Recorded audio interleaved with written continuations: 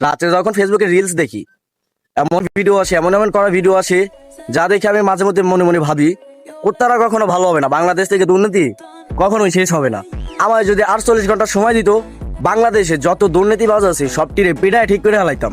বেশি না, 48 ঘন্টা যদি আমাকে সময় দিত, প্রধানমন্ত্রী চেয়ারে যদি আমার বসাই দিত, 48 ঘন্টায় আমি সবকিছু ঠিক করে ফেলাইতাম। বাংলাদেশটা কি হাতের মোয়া যে ঘোড়ায় টোড়ায় খায়া লাইবেন? স্বাধীন হয়েছে কবে বাংলাদেশ? এই বাংলাদেশ স্বাধীন হয়েছে কবে মনে আছে? বাংলাদেশটা স্বাধীন হয়েছে কবে আপনি বলেন দেখি একটু। হ্যাঁ, আমি মেনে নিলাম আপনার সাল মনে আছে, আপনার তারিখ মনে আছে, স্বাধীন কিসের জন্য হয়েছে সেটাও মনে আছে, কিন্তু আপনি আপনার বিবেককে প্রশ্ন করে দেখবেন, আদৌ কি বাংলাদেশ কখনো স্বাধীন হয়েছে? কথাগুলো শুনতে তিতা হলেও এটাই সত্যি। হ্যাঁ, আপনি বাঙালি, আপনার বাংলা ভাষা আছে। ইংরেজরা যখন দেশটা দখল করতে আসছিল, তখন কিন্তু আপনি এই বাংলা ভাষার জন্য বাঁচাই নিয়েছেন বাংলাদেশটাকে। কিছু মহান ব্যক্তি বাংলাদেশের বাংলা ভাষাটা বাঁচানোর জন্য তাদের জীবন দিয়ে দিয়েছেন।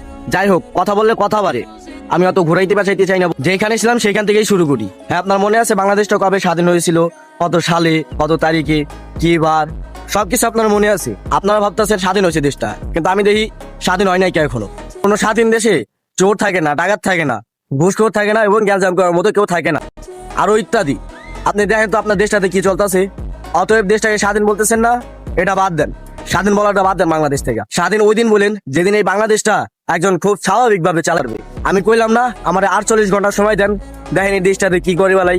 যত সব বাঙালিগুলা, হয়তো আমার কথাগুলো আপনার শুনতে তিতা লাগবে, ভালো লাগবে না, কিন্তু এটাই সত্যি যে বাংলাদেশে যা যা হইতাছে বলার মতো না। প্রবাসীরা এই দেশের জন্য যা করতেছে তা আপনারা এই দেশে থেকে ওটা করতে পারেন নাই। যাই হোক, প্রবাসীদেরকে নিয়ে একটা ভিডিও বানাই দিব, তারা এই দেশের জন্য কি করতেছে না করতেছে। ততক্ষণে ফেসবুকে ফলো করে দেন, ইউটিউবে সাবস্ক্রাইব করে দেন, নতুন ভিডিও দেখার জন্য কমেন্ট করুন বেশি করে। আল্লাহ হাফেজ, পরবর্তী ভিডিওতে দেখা হবে।